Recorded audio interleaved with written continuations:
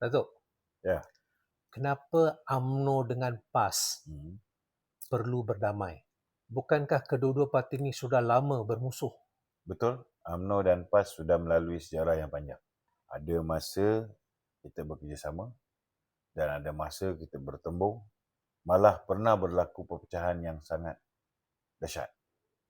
Tetapi politik bukan soal siapa paling lama bermusuh. Politik adalah soal siapa yang cukup matang untuk melihat kepentingan rakyat.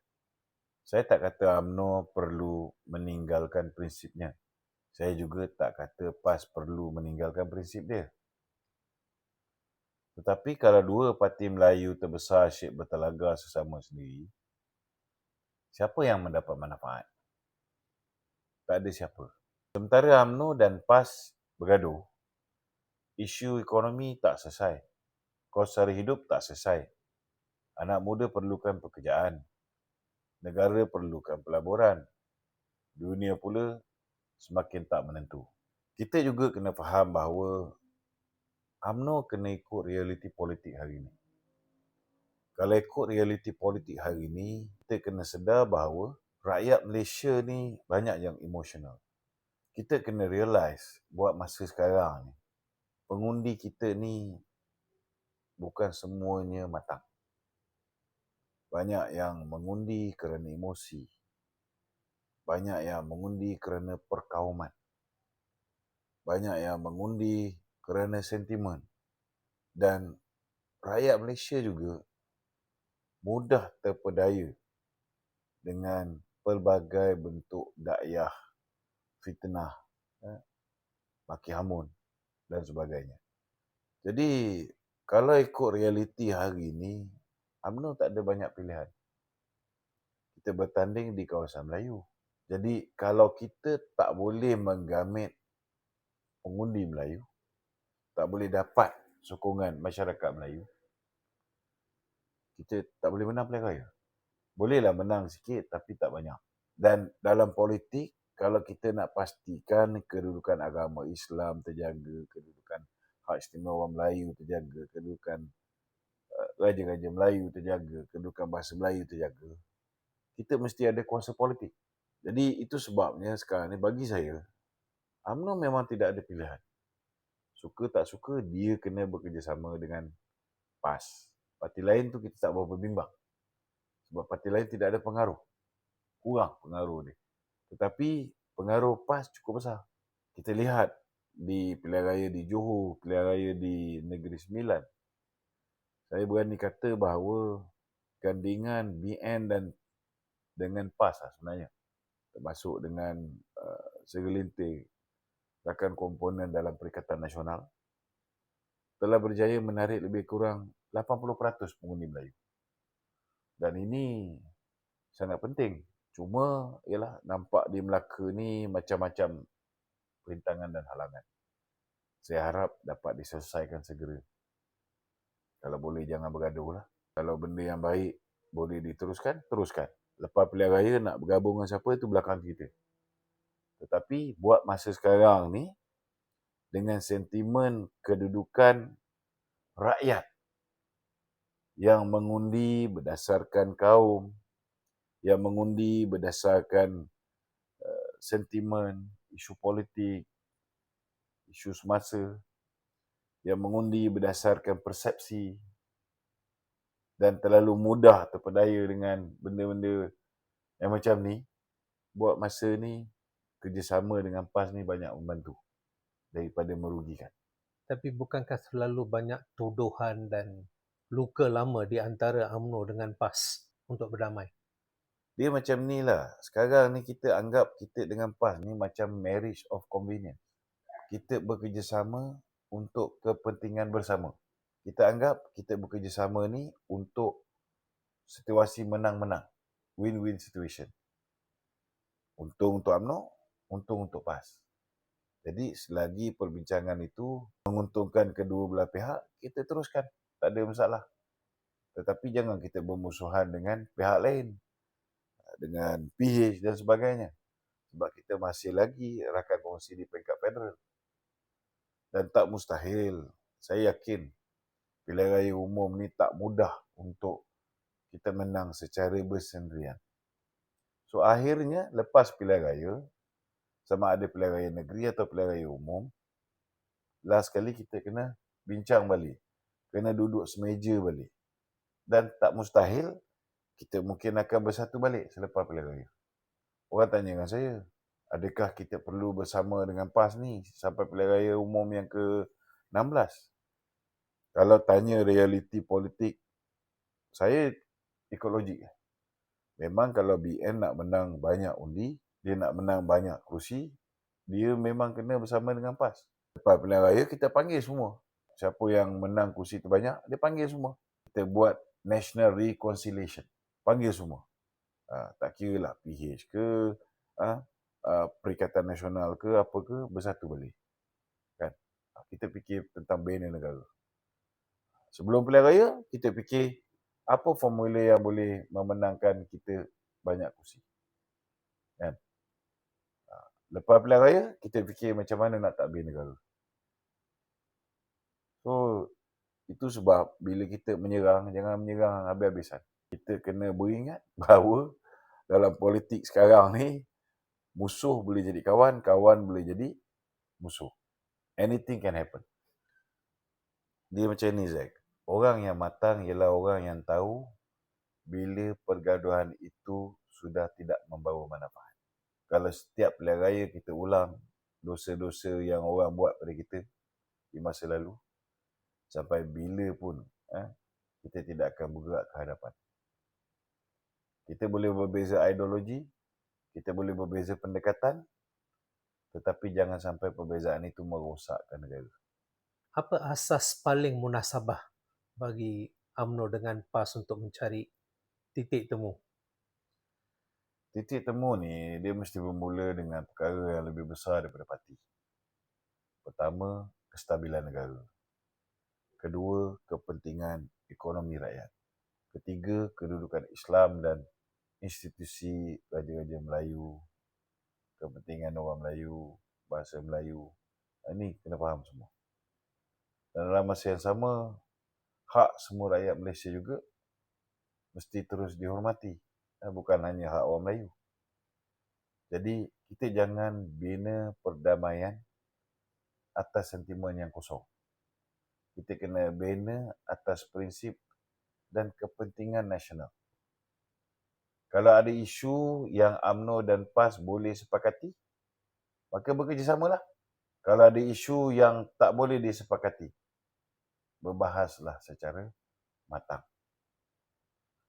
Tak perlu setiap kali berbeza pandangan terus dilabel musuh lah. Politik matang bukan politik tanpa perbezaan.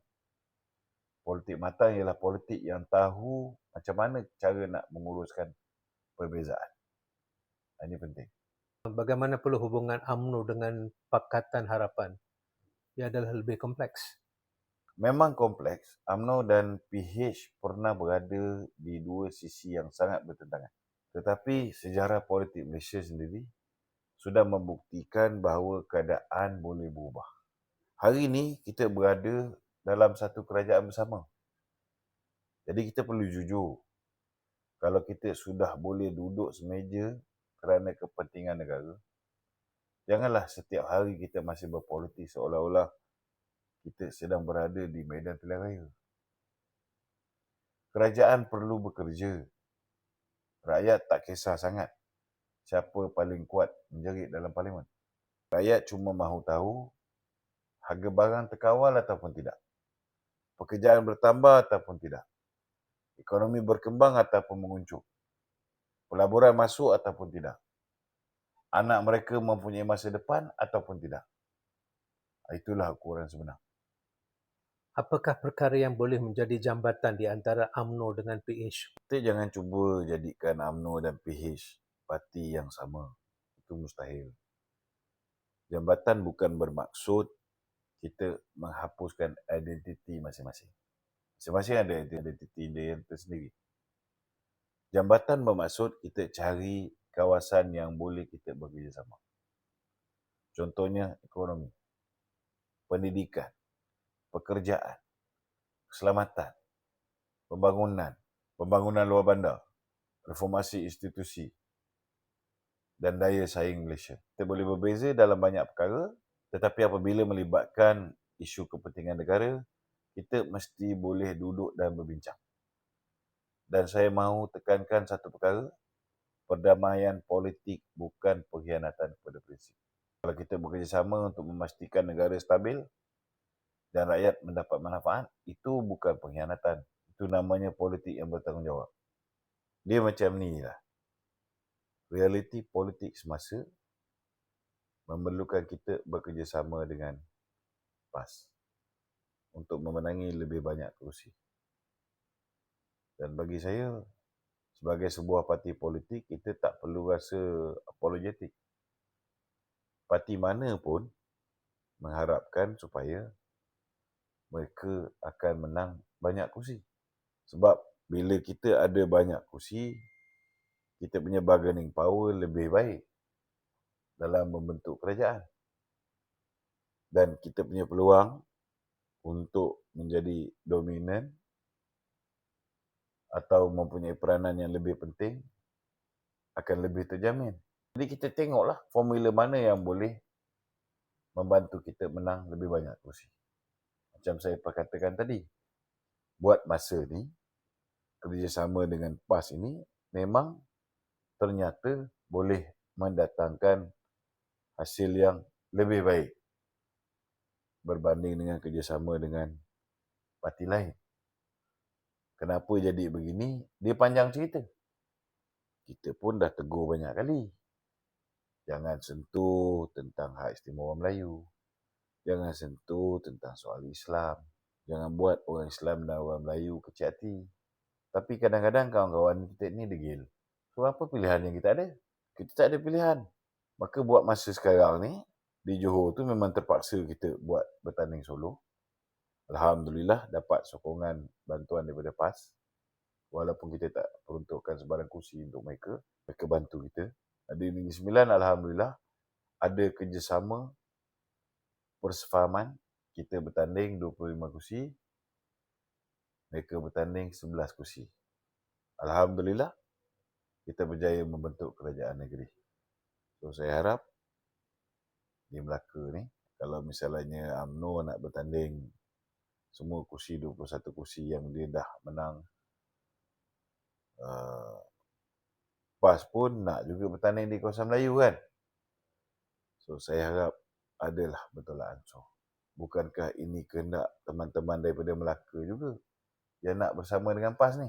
Kalau kita nak bersama dengan PAS, kita nak mengecapi kejayaan dengan cemerlang, kita kena ada win-win situation lah. Tak bolehlah kita je yang menang. Tak bolehlah kita je yang untung. So bincanglah, saya harap ada masa lagi, bincanglah cara baik. Jadi apa mesej kepada UMNO, PAS dan juga kepada PH untuk betul-betul berdamai? Bagi saya mudah saja mesej dia. Kalau kita boleh bekerjasama dengan PH, walaupun dah bertahun kita berperang, kita juga boleh bekerjasama dengan PAS, walaupun macam-macam yang kita lalui. Cuma, kita kena sentiasa beringat. Setiap manusia tu ada kelebihan dia dan setiap manusia tu ada kelemahan dia. Selagi kita boleh bertolak ansur, kita bertolak ansur. Cuma, kita pun beritahu dengan kawan-kawan kita. Berdasarkan pengalaman yang kita ada, kita boleh menilai yang mana kaca, yang mana permata. Jadi, kerjasama ni bagi saya simple saja. Ianya untuk manfaat kedua belah pihak. Kalau kita rasa menguntungkan, mungkin kita kekal. Mungkin untuk parti kita tak berapa menguntungkan, tapi bagus untuk rakyat. Juga kemungkinan besar kita kekal. Tetapi dalam realiti hari ini, memang kita sedar kita tak boleh bersendirian. Kita mesti ada kawan. Siapa yang nak berkawan dengan kita, kita cuba menyesuaikan diri supaya persahabatan itu kekal lama. Tapi kalau sepanjang masa kita bagi nasihat tak dengar, kalau sepanjang masa mereka membuat sesuatu yang boleh menyebabkan orang Melayu benci mereka, dan akhirnya kita pula yang terpalit. Maka kadang-kadang kita kena menjauhikan diri kita daripada mereka. Bukan kita tak nasihat, kita banyak kali nasihat. Tapi degil, susahlah. Dia marah bila orang mengamalkan politik perkauman. Tetapi at the end of the day, dia sendiri yang mengamalkan politik perkauman. Dan ini merugikan rakyat Malaysia. Dan saya harap selepas pilihan raya yang ke-16, kerajaan yang bakal dibentuk adalah kerajaan berbilang kaum. Bukan kerajaan Melayu, bukan kerajaan Bumiputera, tetapi kerajaan berbilang kaum. Macam mana kita nak tarik masyarakat Cina ataupun parti-parti yang mewakili masyarakat Cina untuk bersama dengan kita membentuk kerajaan, menjadikan kerajaan itu kuat macam hari ini, itu atas kebijaksanaan bakal Perdana Menteri nanti lah. Kita bagi sokongan.